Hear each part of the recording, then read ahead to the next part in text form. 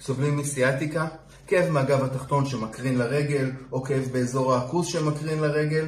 יש לי מתיחה פשוטה ומאוד מאוד אפקטיבית בשבילכם. אז בואו תראו. מה שאנחנו נעשה, אנחנו צריכים בשביל זה שולחן או מיטה, פשוט משהו שיהיה מתאים לגובה שלנו, של כל אחד.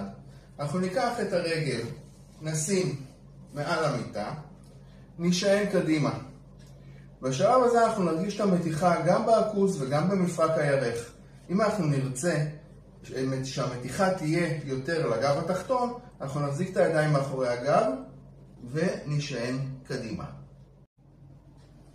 ואם תרצו שהמתיחה תהיה יותר חזקה למפרק הירך, את הרגל של הרצפה ניקח יותר אחורה ושוב נשען קדימה. אז אם אתם רוצים ליהנות מסרטונים נוספים, כמובן תעשו אוקיי, ואם יש לכם בקשות למתיחות לאזורים נוספים, אתם מוזמנים לכתוב לי בתגובות. בהצלחה.